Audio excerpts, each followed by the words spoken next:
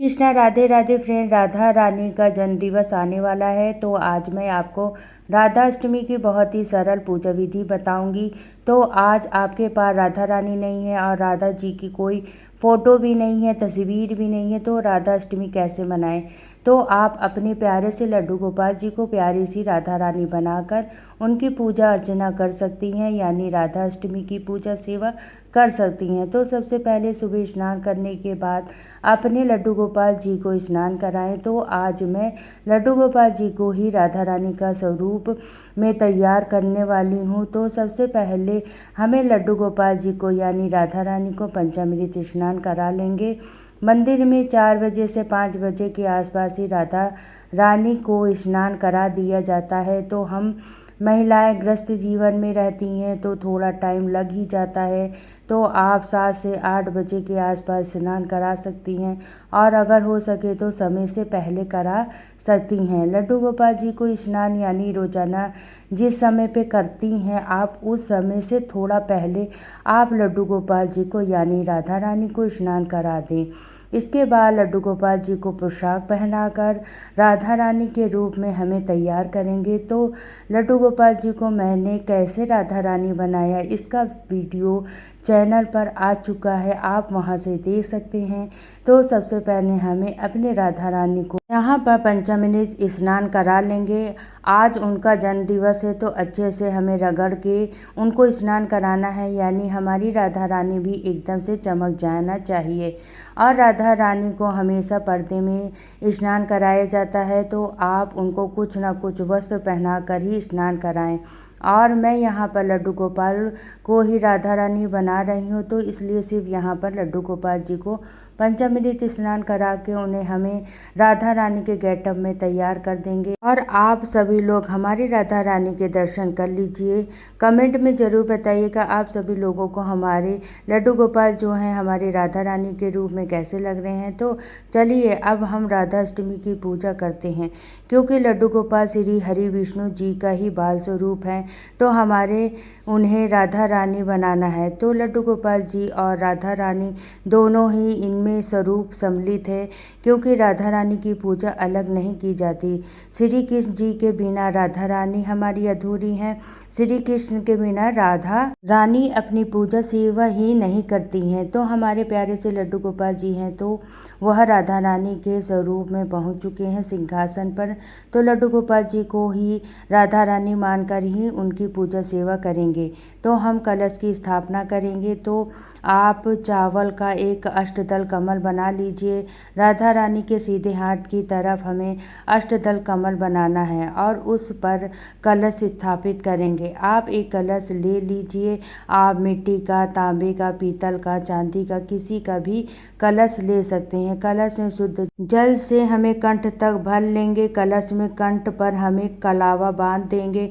एक सिक्का डालेंगे, एक सुपारी डालेंगे, एक हल्दी की गांठ डालेंगे और कुछ फूल और 2 लौंग और इलायची डाल के और पत्ते लगाकर कलश को तैयार कर लेंगे। इसके बाद कलश पर हमें 5 पल्लव लगाने हैं। 5 पल्लव लगाने के लिए आप आम के साथ या अशोक के पत्ते आप साथ ले सकते हैं।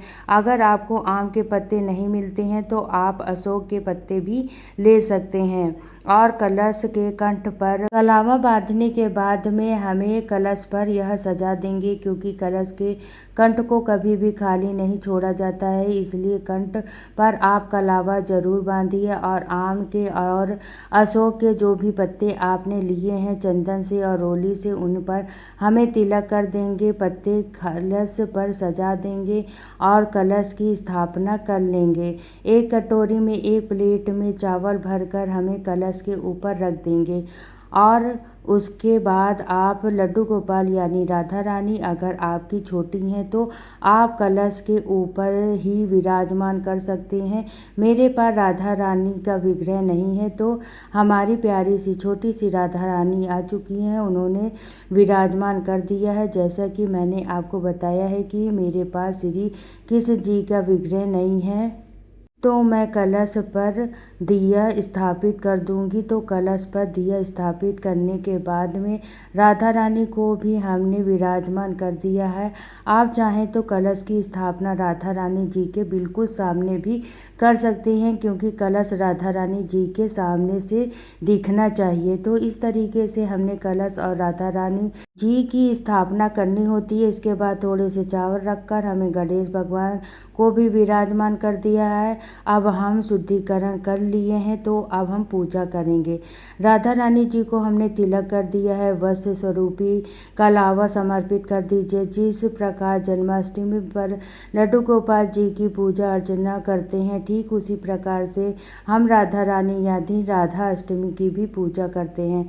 भाद्र मास के शुक्ल पक्ष की अष्टमी तिथि को जन्माष्टमी मनाई जाती है और राधा अष्टमी भादो मास के शुक्ल पक्ष की अष्टमी तिथि को मनाई जाती है। तो श्री कृष्ण जी का जन्म रात को 12 बजे हुआ था और राधा रानी का जन्म दिन के 12 बजे हुआ था। जिस प्रकार से श्री जन्माष्टमी पर रात्र के 12 बजे पूजा करते हैं, ठीक उसी प्रकार से राधाष्टमी की पूजा हमें दिन के 12 बजे करेंगे। और जिस प्रकार जन्माष्टमी पर व्रत किया जाता है, ठीक उसी प्रकार से राधाष्टमी का भी व्रत किया जाता है। अगर आप फलाहार व्रत करना चाहते हैं तो फलाहार कर सकते हैं, तो चाँद को अर्घ देकर व्रत का पारण कर सकते हैं। और अगर एक बार भोजन करके आप व्रत करना चाहते हैं, तो रात को आप चाँद को अर्घ देकर भोजन खा सकते हैं। राधा अष्टमी का व्रत इस वर्ष 2025 में 31 अगस्त को मनाया जाएगा और व्रत भी हमें 31 अगस्त को ही करना है। जो लोग व्रत करेंगे वो लोग चाँद को देखकर अपने व्रत खोल सकते हैं। इस तरीके हमें व्रत करना है। तो मैं राधा रानी को चुनरी समर्पित कर दिया है, साथ में ही श्रृंगार का सामान जरूर से समर्पित करना है, क्योंकि संतान प्राप्ति के लिए, घर की खुशहाल के लिए ये व्रत किया जाता है, जिससे राधा रानी की कृपा दृष्टि उनके परिवार पर हमेशा बनी रहे। तो राधा रानी जी को श्रृंगार का सामान और एक चुंदरी जरूर समर्पित करें। अब हम धूप दीप जलाकर भोग समर्पित करेंगे। भोग में आप अरवी की सब्जी जरूर बनाएं, क्योंकि राधा रानी जी का जो प्रिय भोग है वह अरवी है। अरवी आप किसी भी रूप में बना सकते हैं। अरवी के भोग आपको लगाना है। दही अरवी बना सकते हैं, आलू अरवी बना सकते हैं, अरवी के पकौड़े बना सकते हैं। बहुत सारे अरवी के ही भोग आपको समर्पित करना होता है। और जो भी पकवान आपने बनाया है उसका सभी का हम भोग समर्पित करेंगे। अरवी की सब्जी का भोग जरूर से समर्पित करिएगा। यह राधा रानी का मुख्य भोग है अरवी। जिस प्रकार से श्री के जन्माष्टमी में धनिया पंजीरी और आटे की पंजीरी का भोग समर्पित किया जाता है, ठीक उसी प्रकार से राधा अष्टमी पर अरवी का भोग समर्पित किया जाता है। और भोग में तुलसी दल अवश्य रखें। इसके बाद हम फूल समर्पित करेंगे। जो भी अनुसार आपको फल मिल जाते हैं वह फल समर्पित करिए। राधा अष्टमी के दिन आप चाहें तो 56 भोग भी समर्पित कर सकते हैं। बरसाने में सभी मंदिरों में दही अरवी का ही भोग समर्पित किया जाता है। इसके बाद हम आरती करेंगे। आप चाहें तो कपूर से आरती कर सकते हैं या अलग से जो भी आप दिया जलाया है उससे भी आरती कर सकते हैं, लेकिन कलश के दिए से आरती नहीं की जाएगी। श्री कृष्ण जी की आरती गाएंगे, गणेश भगवान की आरती गाएंगे। तो इस तरीके से ही हमारी जो राधा अष्टमी की जो पूजा है वो पूर्ण हो जाएगी। पूजा करने के बाद हाथ जोड़कर पूजा में रही कमियों के लिए क्षमा याचना करेंगे और अपनी राधा रानी से अपनी मनोकामनाओं को पूरी करने के लिए प्रार्थना करेंगे। तो इस तरीके से हमारी राधा अष्टमी की जो पूजा है वह पूर्ण हो जाती है। भक्तों, बिना राधा रानी के विग्रह के, बिना राधा रानी की फोटो के भी हम घर पर ही राधा अष्टमी की पूजा कर सकते हैं।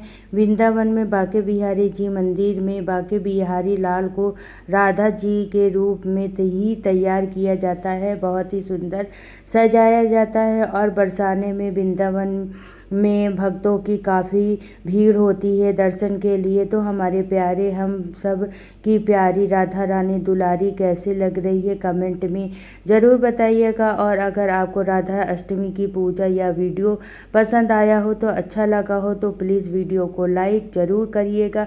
राधा अष्टमी से जुड़े और भी वीडियो हमारे चैनल पर आते रहेंगे तो इसलिए चैनल को सब्सक्राइब ज़रूर कर लीजिएगा। फिर मिलते हैं अगले किसी वीडियो में, तब तक के लिए आप सभी को राधे राधे, हैप्पी राधा अष्टमी।